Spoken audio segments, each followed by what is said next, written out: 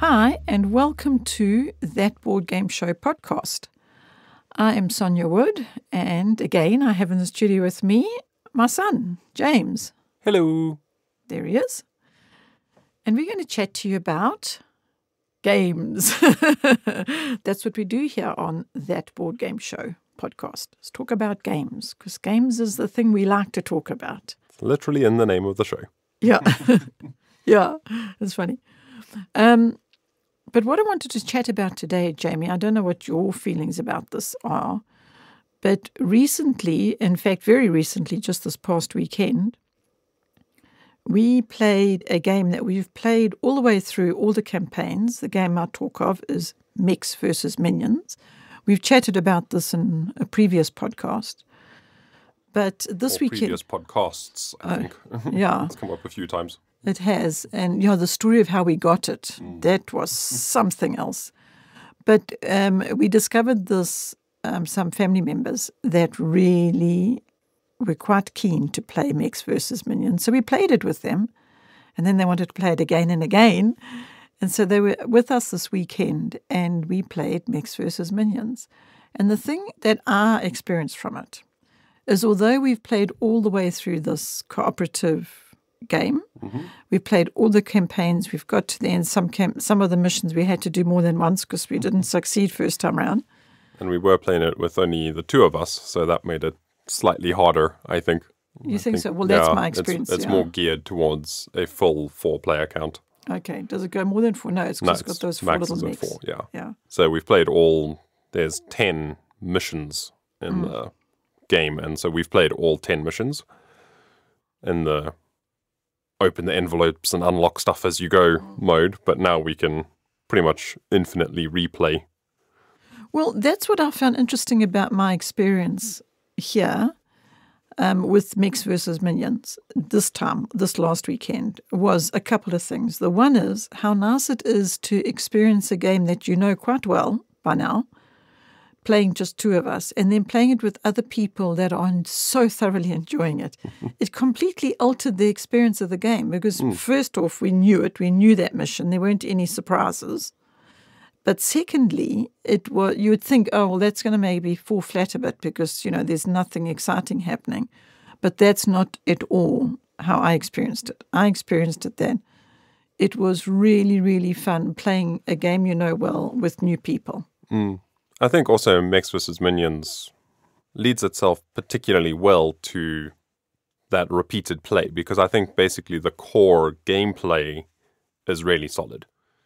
So I think what can sometimes happen with these campaign games or legacy games is if it's too heavily dependent on the narrative, on the story being what makes the game interesting. Oh, right. Then those repeated plays can fall flat because you've experienced the story now. Whereas with Mechs, kind of the main game element is that programming, that you're drafting your cards, you're programming them into your little mech board, and then you're moving around and stomping minions changing. And dragging things and pushing things and pulling things. And so every time you play it, it's going to play out differently because the cards you're going to get are going to be different. The mechs you're playing are going to be different. Their special abilities are going to be different. The damage cards that affect what happens to you as you go is going to be different. So... Well, yeah, you see, you think about all those things and mechanisms and all the rest, but what I was thinking about was just enjoying the people at the table, and just seeing how involved they were and how engaged they were and how it just made the whole experience of playing that game so different to when just you and I play. So you and I had this wonderful experience of this game all the way through to the end. And now, to me, I feel like, okay, we could play that again. But we've been there, done that. It's like, for us, we always like the new and the variety and everything else. And always looking for something fresh. Yeah, and now we had people come and they want to play this game. Okay, well, all right, we'll play it again if you really want to. And then it turns out to be a very, very pleasant experience.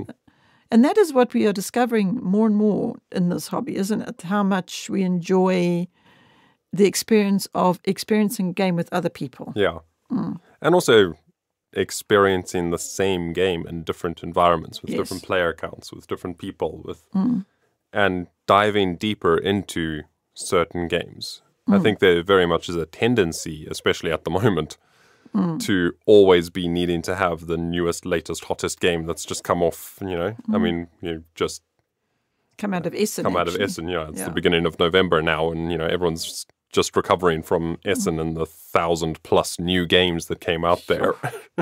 And I mean, to be honest, we have had the temptation of, we'd like to have that, but it's always there. We had this 2023 Shells of Ambition, which we've spoken a lot about in the previous podcast. But 2023 for us was, let's take our games that are not getting enough time, according to us, and let's just play them a few times through so that we can then decide for absolute certain.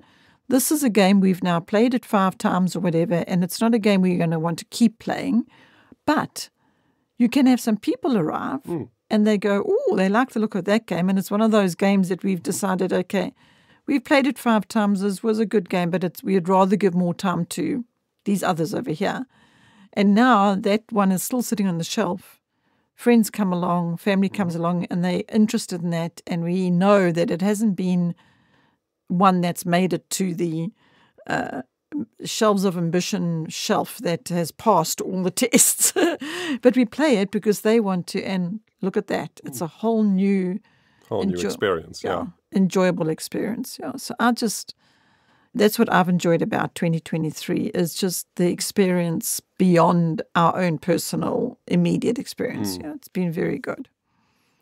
And you have discovered solo playing. I think, when did that happen? It started with the pandemic, hey? Yeah, I would say I was kind of aware of it before, but 2020, 2021 is when it really, because pandemic, lockdown, stuck at home, And so game groups were all shut down and disbanded. And and so, I was aware of solo gaming before then. I'd sort of dabbled in it. I played the odd game here and there. Oh, it has a solo mode. Let me mess around with that. But I kind of only played them as using it as a learning game to figure out how it plays so that when I then teach it to other people, I know what I'm doing. But and since the pandemic, and then I've really found the solo gaming to be something I actually enjoy.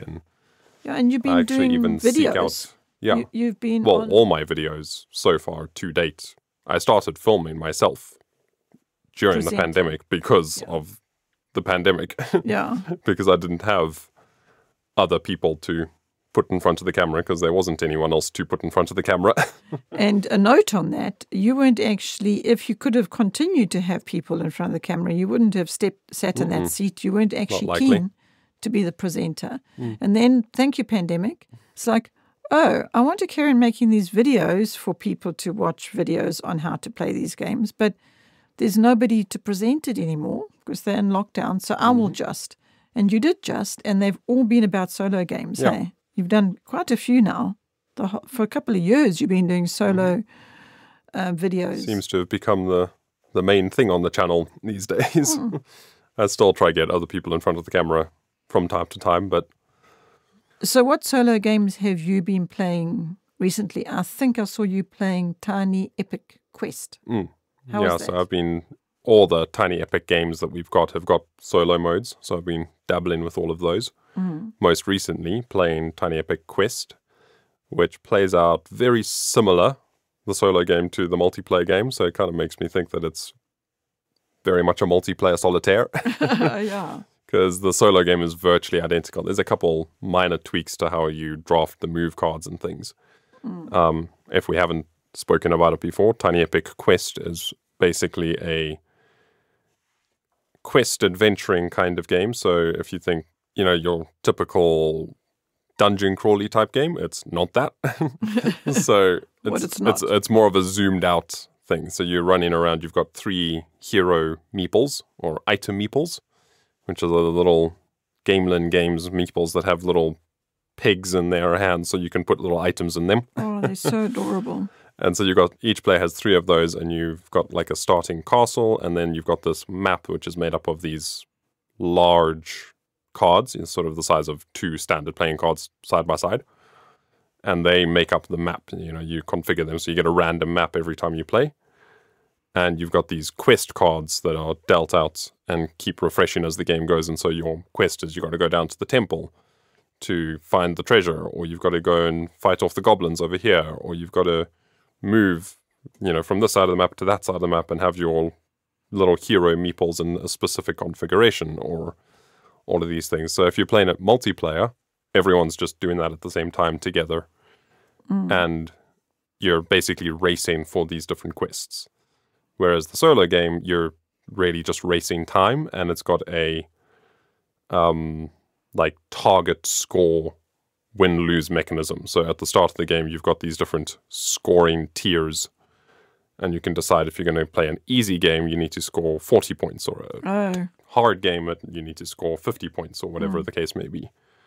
And if you don't manage that score by the end of the game, you lose. If you do, you win. So it's interesting you talk about points, because some of the videos we've been watching, I've been picking the board game videos. I've been picking up how important points are for some people, and how for other people it's not so relevant. And I know where I fall into that. I'm on the not so relevant side, because to me, I forget about it being about the points, and I get totally immersed in the theme. And there again, somebody else will be playing a game for the points all the way, and they forget about the theme. They don't even care about the theme oftentimes. Yeah, and here I am forgetting about the points and just getting lost in the theme. It's just so interesting. Everybody experiences it so differently. Yeah, I'd say I'm somewhere in between. If the game is a Euro game and the point is to get points, well then I pay attention to the points. But I do also like the theme to be there, and I do like to pull out the theme. I like it when a game puts the theme in front of you, more so than you having to pull it out. So even if it's a Euro where the point is to get as many points as possible, sometimes they can do it in such a way where the theme is more present, and all the actions you take are given names that make sense thematically, and whether you aware or not, or want to or not, you kind of find yourself getting caught up in the theme. Yeah, the thing I've discovered with us talking earlier about temptation and S and everything else is theme seems to be more the thing that catches your attention initially. Yeah, it's the hook. Yes. The art and the theme. Those are the two things that will grab my attention. Yeah, I've noticed that. What will keep my attention is good gameplay. Yeah. For me, what grabs my attention is very much theme, story, campaign, mission. If it's got all of those things, I'm interested, And I know the things that completely turn me in the opposite direction. I'm very clear on what games I don't like playing and the ones that catch my attention. So you've played Tiny Epic Quest, and then I also saw you playing Under Falling Skies. Now, that's a game with theme that stays within the game. It doesn't get lost, not in my experience. Maybe it's because I focus on it. So Under Falling Skies is a solo-only game that you technically can play with more people, but basically you're just hive-minding it if you're playing with more. It's a single-player game. Yeah, we played it a number of times as our own version of co-op. Yeah, I love it. It's basically Space Invaders, the board game. Oh, right. Essentially, so you've got this home board that's your base, and you've got these alien ships that are attacking, coming down the board, tick, tick, tick, tick, tick, just like Space Invaders. And you're rolling dice and assigning your dice to each little building to trigger off different functions to fight off the aliens while trying to move up this research track. And your goal is to get to the top of the research track. And it's actually got an interesting backstory. It was developed as a print-and-play solo game. And the guy who developed it, was at the time working for CGE, Czech Games Edition. And this print and play that he developed, just in his own time, on his own bat, just for a bit of fun. And he put it up on Board Game Geek, and people were downloading it and playing it. As a matter of interest, did he do that in the pandemic, for the pandemic purposes? I don't think so. Was it I think it was before the pandemic. Oh, okay. I think he developed the original before the pandemic. Okay. So he developed this, and it was just a little hobby project. And I can't remember. I think he was working for CGE at the time, or maybe he started working for them later. Either way, they then saw the popularity this was gaining on Board Game Geek amongst people just printing it out, and they took his design and they expanded it somewhat. And that's where the story comes in. So with the officially now published version of Under Falling Skies, you've got the base game, which is basically the print and play, where it's just you've got a base and aliens attacking it and you have to get up the research track. And then what they did with the published version is they added a campaign. So they added these little story, like comic pages, so that you've got a single page spread that's like a single page out of a comic book, and it's got this little story, and then it gives you a specific mission, and then depending how well you do on that mission, you then move on to the next mission with, you unlock certain things and you discard other things, and so we haven't you've got to save the people out the city because the alien ships are coming in. Yeah, well, that's one of the campaigns. Yeah. So we haven't actually played. I think we've only played the first chapter of the campaign part so far, because we played it, we lost. We played it, we lost. We played it, we lost. We realized, okay, I need to practice this game before we play the campaign. But it is a lovely production. Yeah. It looks good on the table and playing it, and I enjoy it. Yeah, so that's one that's technically a solo only, but can be played co-op. I don't know how well it would work with more than two. I don't think it would really, yeah. You're just sitting around the table all discussing what we think we should do. Yeah. It wouldn't really. Yeah, I think a two co-op is a good one. It's a fun experience with two people, and you can just enjoy figuring out this puzzle together. And now, about two people, you and I have committed a block of time to go and play ISS Vanguard. Now that I've finally finished the edit. Yeah, sure. That was a long one. And I had the pleasure of proofing the video that Jamie, he made a video that's like the tutorial, because in the rule book of ISS Vanguard, it suggests that you do a tutorial. You go through the tutorial. Play the tutorial. Play the tutorial, that's right. There's a tutorial mission that you can play through, and it spoon feeds you the rules. And they recommend that one person plays that solo before diving into the campaign with a group. And so you did that and filmed it. You did it, the one person, the solo player, playing through the tutorial. So you're preparing for when we play ISS Vanguard, and you filmed it. And it was very long. And so because I think it started at about 3.5 hours before the edit. And because that's ISS Vanguard, it is a long game. So you filmed it, I watched it, we edited it, and now it's getting exported and ready for upload and all those steps. And it will be available live on the 1st of December. 1st of December 2023, because who knows when anybody will be listening to this podcast. But well, if you're listening to it from the future, then it's already live and you can go watch it now. Yeah, from the future. I enjoyed watching the tutorial very much, and I thought to myself, I'm really glad you've actually captured this on video, because it would be very nice for people that are getting ISS Vanguard, this giant box, a colossal box. And we've only got the retail version, which is, I think the base box size is the same between the retail and the Deluxe Crazy Kickstarter one. But the Deluxe Crazy Kickstarter one had, I think, like an additional 4 or 5 boxes in addition to the one we have. Wow. And it's campaign, right? And it's co-op. So we are getting ready to dive into space, and it's adventure, and it's all the things we like. We're really looking forward to it. And so what we're going to do is we're going to go... Well, we think it's all the things we like. We don't know yet because we haven't played it properly. Well, I've watched the tutorial now and the video tutorial. Even though it's not live yet, I've got to watch it, and I enjoyed watching the tutorial. And all it did was inspire me to, okay, let's get this game onto the table. So we will be giving it some serious focus and playing it in a committed, blocked time. And then we can talk about it. Yeah, in the next podcast. Yeah. Tell everybody what our experience is of that particular game. And other than that, we haven't got a lot of games to the table recently, just because we've been playing with other people. Like this weekend just gone by, we played a lot of games, but it was with 6 people or 4 people because we had family around, and so we played games because that's what we like to do. So we haven't got a lot to share with just the games that just you and I have played. Yeah. We haven't been getting as much gaming to the table as usual, but No. still a fair amount. Still a fair amount. Well, we call it a fair amount. Everybody's got a different measure on that one as well.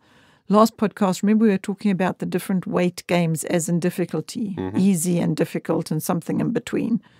And we discovered that we had very few games on the difficult side. We were watching one of our YouTube channels that we follow of board gaming. It's actually called Board Gaming Ramblings. And Johannes was talking about how he's going to do a series on solo games. And he had this pile of games on his table. And he was saying, okay, this one is probably a light one. Yeah, And he's just starting solo play, so he's starting on the lighter end of the spectrum. And he said something along the lines of, I've got everything on the table here between easy and Lacerda. yeah.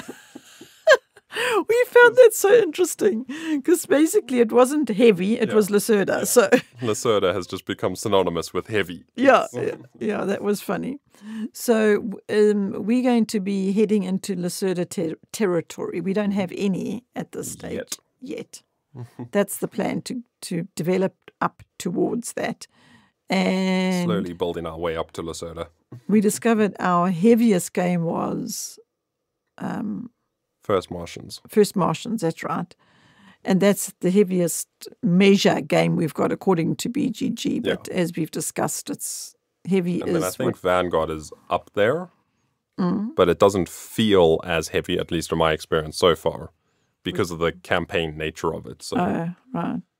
We shall soon find out at what measure we will give ISS Vanguards, because it's all relative. Remember we said previously that if it's a person that's brand new to board games, it's going to be medium to them and it'll be light to us. Catan is heavy.